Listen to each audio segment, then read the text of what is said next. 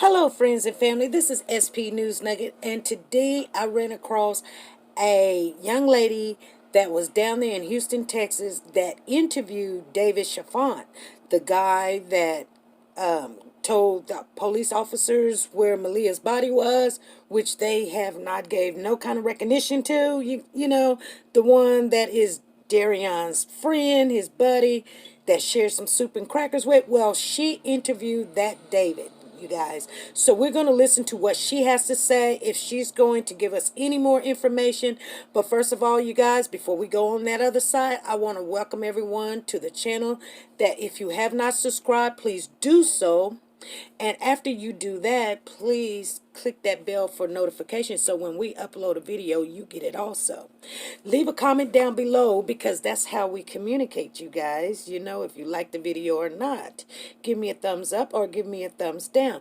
But we do communicate in the comment section, and I love that because I listen to what you guys have to say. And sometimes we'll come and we talk about it. And if you be a little strong about it, we'll talk about it a little bit more. I mean, we're not going to get in no argument.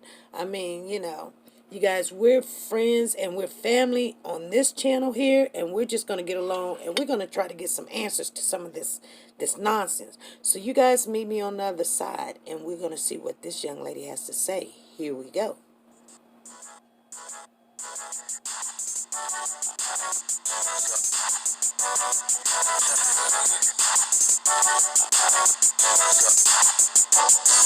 Currently standing outside of the Harris County Jail where I just got finished interviewing David Chesland. Excuse me, I may be pronouncing his last name, but this is the man who has been talking very closely with Darian Vance inside of these walls right here behind me. He says that Vince confessed to him what happened to Maleah's body. He told me that he was sitting at a kitchen table doing something on his hand. Maleah then tried to crawl in his lap to play. He shooed her away. Maleah then came up the second time trying to play with him. He said after that he then picked up her body and threw her. Now he did not say where her head landed or what it hit, but he said that after he threw her, she became unresponsive, and so he went to go put her in her bed. Hours later, he came back to check on her, and she was still unresponsive, so he went into a panic. I asked him why did he drop the body off all the way in Hope, Arkansas, 6 hours away, if he says it was an accident. The inmate told me that he panicked because of Maleah's previous head injury. He didn't want to get in trouble for it, so he panicked. He did not say how he put the body in the trash bag or anything of that nature, but he said that he took the body down to Hope, Arkansas himself. Now, the inmate told me he believes that somebody assisted him in doing this, but Darian is saying otherwise. So the inmate, again, this is all alleged information from the inmate. If you're just tuning in, I just got done interviewing an inmate who Darian Vance confessed to. He also told me that he confessed this information to him 5 days before we all found out, when Quanell X had that interview with Tim Miller in the parking lot with Tim Miller from Texas EquiSearch. He says that Ben had gave this information to police officers, investigators, and they didn't act on the information. So now the question is, if they would have acted on the information, could Maleah's body have been found quicker, and could the evidence perhaps not been compromised when it got ran over by the lawnmower? If they acted on it a little quicker, could we have found Maleah's body a little faster? I also asked him why did he confide in the man that I just got done talking to. Why did Darian talk to him? Out of all of the people in this jailhouse, you choose him. And he says that everybody's been giving him a hard time up there. People have been calling him a murderer, have been calling him a baby killer, and he said that he didn't treat him like that. You know, he has nothing to gain from this information. He's going to be in jail for the rest of his life, and he says that he was sitting in his cell one day and Darian walked by and asked him, did he have food?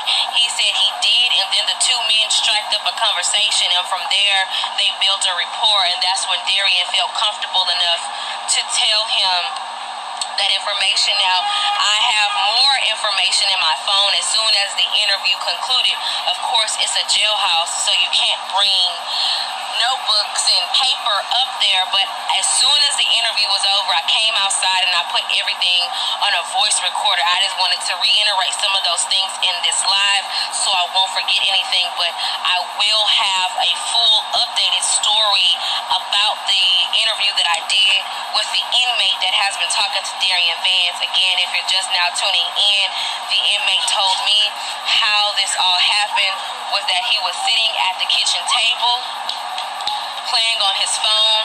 Maleah tried to crawl in his lap. He shooed Maleah away. Maleah came back. He then picked Maleah up and threw her across the wall, across the room.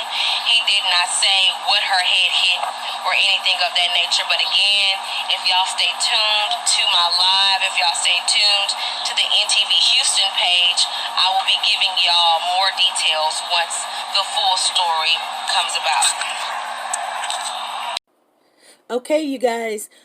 So I wanted you to see this other lady because she did an interview, and I mean, she pretty much said what we already know, that how Darian said that he was doing something on his phone, and then Maleah tried to get up in his lap, and then he bounced her off, and I guess she done it again or something of that nature.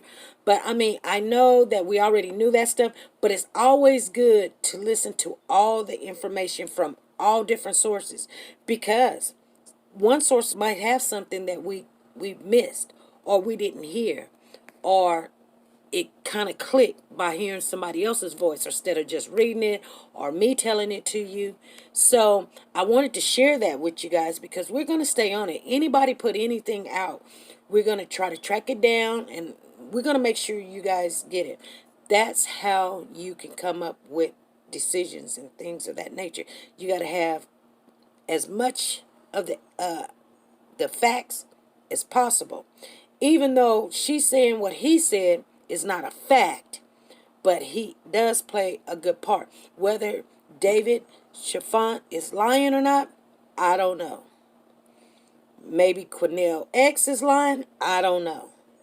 So I know when we get down to the bottom of this, sometimes some people you can say, well, we can't take that person's word for it because of this or because of that. I don't hardly want to listen to Quinnell X, but who knows, But I don't want to persuade someone to not take Quinnell X's theory or the way he came about the information and then X it all out, because we all have our own opinion about things. And that's what's so good about this channel. You're not going to get bashed. I've even have a lady on here. You guys, we just did a video on Brenda Boeing begging for money and starting a GoFundMe.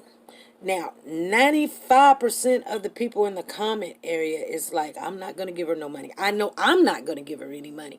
And, but there's one person, and I'm not going to put that person out there, but there's one person that's like, I'm going to give her some money, and like I told her, that's okay. Maybe you see something that we don't see. That's why, in the United States, we have freedom of speech, and we have, we can think what we want to think, and nobody's going to bash you because you think. Now, sometimes some people do bash you because you think differently, but because, people get strong in their feelings and their emotions when they feel something and they believe something. But I'm not going to bash you. That's what I'm saying. So you can have a difference of opinion with me. Okay? But if you have so much of a difference opinion, you need to start your own channel too. So that's always a thing that you can do. And I always tell anybody, you want to start your channel, just do it. I didn't have but 16 people in my channel, and somebody believed in me. And once they believed in me, I started believing in me, and next thing I know, I'm shooting for the stars, So when you really, really gung-ho about something that you believe, it's not so much to just target the person that has their channel, which she wasn't targeting me. She just gave me her opinion, which I respected, and I want you guys to respect it also. But I'm just saying, when you're very gung-ho about something, don't tackle or don't beat down the messenger. Just start your own channel, you know? And in that way, we can come to your channel and we talk about it there, you know? Because it's kind of hard to tell somebody to do something in their own home, you know? That's, people just don't do that.